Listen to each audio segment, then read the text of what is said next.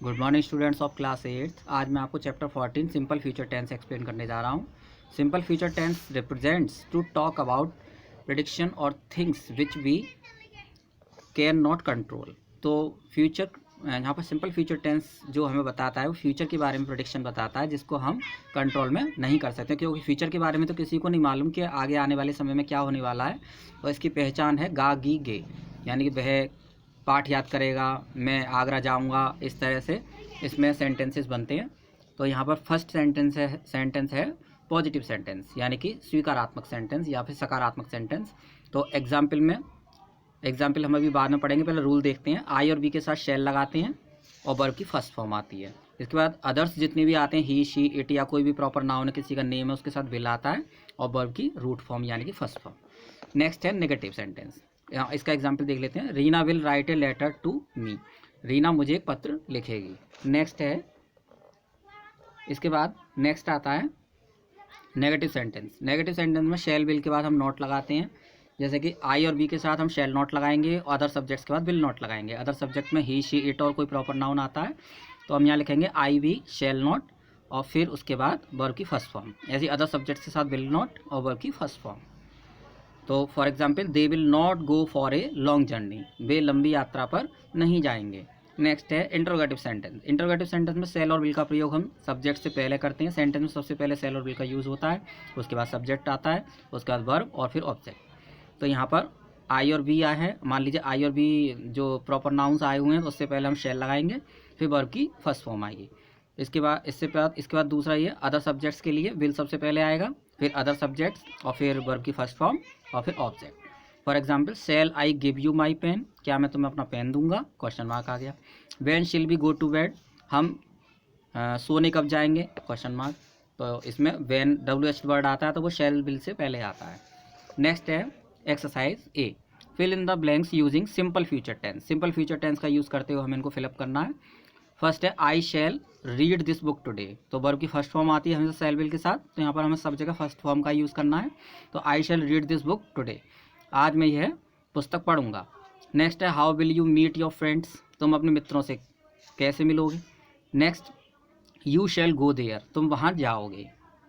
Next यहाँ पर देखिए यू के साथ शैल का यूज़ हुआ है जबकि आई भी के साथ शैल का यूज़ होता है, तो यहाँ शैल का प्रयोग जो होता है ये निश्चय के रूप में हुआ है, कि डिटर्मिनेशन के लिए हुआ है कि वो वहाँ जरूर जाएगा। That means you shall go there, तुम वहाँ जरूर जाओगे, इसका अर्थ ये है।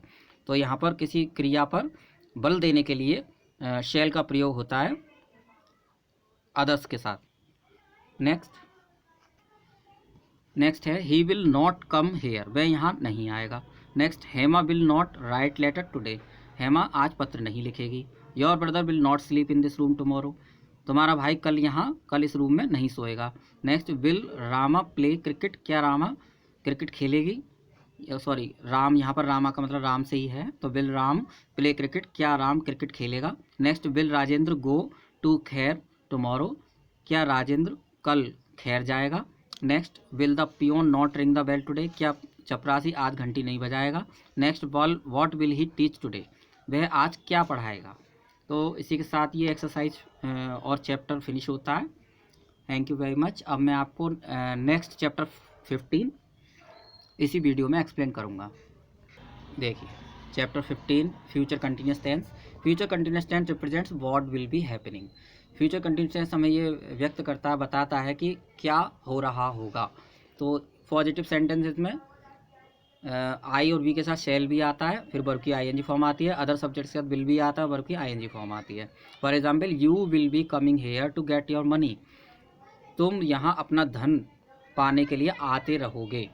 नेक्स्ट है नेगेटिव सेंटेंस। नेगेटिव सेंटेंस के लिए सेल और विल के साथ नॉट भी आता है, यानी कि आई बी के साथ शैल नॉट भी, अदर सब्जेक्ट्स के साथ भी विल नॉट भी, और इसके साथ वर्ब की आईएनजी फॉर्म आती है। For example I shall not be calling you, मैं तुम्हें पुकारता नहीं रहूँगा। Next interrogative sentence. Interrogative sentence के लिए आई और बी के साथ हम शैल बी का यूज़ करते हैं। शैल सबसे पहले आएगा, फिर सब्जेक्ट आएगा, फिर बी आएगा और फिर वर्ब की आईएनजी फॉर्म। ऐसे अदर सब्जेक्ट्स के लिए यू ही सी इट या प्रॉपर नाउन के लिए बिल सबसे पहले आएगा, Bill plus other subject plus be plus verb की आईएनजी फॉर्म। और फिर बाद में जो भी सेंटेंस का बाकी का पार्ट है वो आएगा। तो एग्जाम्पल है, will the cook be cooking the food at night, क्या रसोईया रात को भोजन पका रहा होगा, तो क्वेश्चन मार्क आएगा। इसकी पहचान रहा होगा, रही होगे और रहे होगे होती है इस प्रकार के सेंटेंस में। तो फर्स्ट है fill in the blanks using future continuous tense. यहाँ सिंपल हटा दीजिएगा, ये सिंपल फ्यूचर टेंस गलती से आगे छप गया है, यहाँ फ्यूचर कंटिन्यूस टेंस कर लीजिएगा।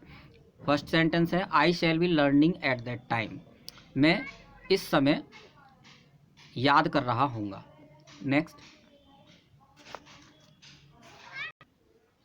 नेक्स्ट है second number, we shall be going to Aligarh tomorrow. That means हमें यहाँ वर्ब की आईएनजी फॉर्म ही यूज़ करनी है। तो we shall be going to Aligarh tomorrow, हम कल अलीगढ़ जा रहे होंगे।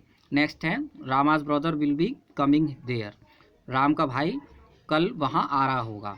Next, these girls will be dancing there, ये लड़कियाँ वहाँ नृत्य कर रही होंगी। Those boys will be making a noise in the class, वे लड़के कक्षा में शोर कर रहे होंगे।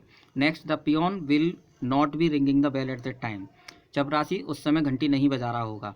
Next, the gardener will not be watering the plants, माली पौधों को पानी नहीं दे रहा होगा। Next, will Sachin be reading his book, क्या सचिन अपनी पुस्तक पढ़ रहा होगा। Will they not be helping you, क्या वे तुम्हारी मदद नहीं कर रहे होंगे।